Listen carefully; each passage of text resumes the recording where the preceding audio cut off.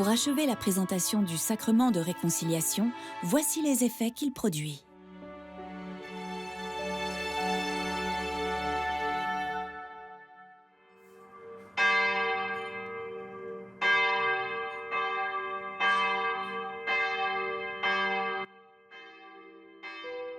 Par le péché, il arrive que le chrétien brise volontairement sa relation avec Dieu. Grâce au sacrement de réconciliation, Jésus lui permet de se reconnaître pécheur et d'obtenir le pardon pour ses fautes. La confession est une manière de revenir dans l'amour de Dieu, des autres et de soi-même, en se laissant guérir par le Christ. Grâce à cette rencontre avec Jésus, le sacrement de réconciliation libère de l'esclavage du péché. Le sacrement de réconciliation est étroitement lié à celui du baptême, qui est le premier pardon des péchés. Le baptême marque une nouvelle naissance spirituelle, qui encourage à vivre dans la confiance en Dieu. Lorsque cette confiance est perdue à cause d'une faute grave, le sacrement de réconciliation permet aux chrétiens de retrouver la pureté baptismale et la dignité d'enfants de Dieu. Il restaure l'âme dans l'amitié avec le Christ. Saint Ambroise disait « L'Église a l'eau et les larmes, l'eau du baptême et les larmes de la pénitence ». Le péché n'est pas seulement une offense à Dieu, il affecte aussi la communauté en brisant le lien de la communion fraternelle. Le sacrement de réconciliation le répare et réintègre le croyant dans l'Église, la communauté des chrétiens, comme dans les évangiles. Car Jésus réintégrait les pécheurs qu'il pardonnait dans la communauté du peuple de Dieu.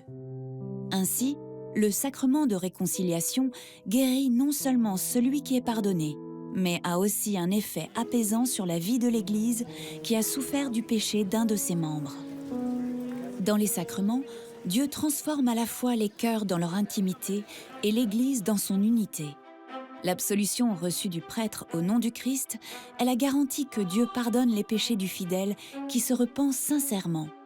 Cette certitude permet aux croyants de ressentir une libération et une joie nouvelle, de surmonter les blessures intérieures causées par le péché.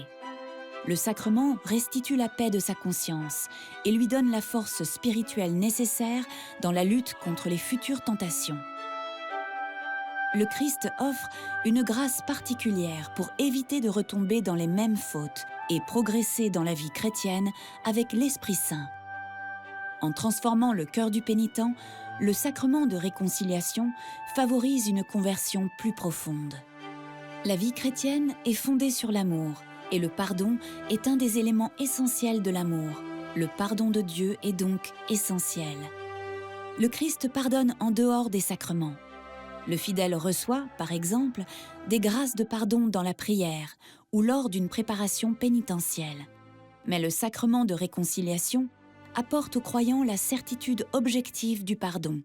Et le fait de le vivre régulièrement, comme élément structurant de sa relation avec Dieu, lui permet de mieux comprendre toutes les autres formes de pardon.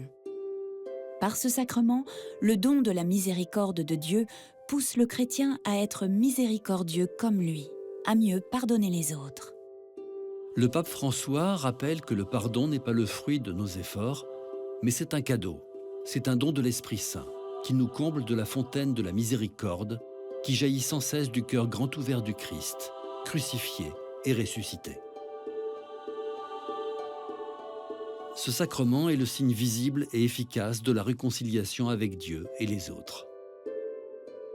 En retrouvant la pleine communion avec l'Église et son Père du ciel, le chrétien est conduit vers l'Eucharistie, dans laquelle il pourra remercier Dieu.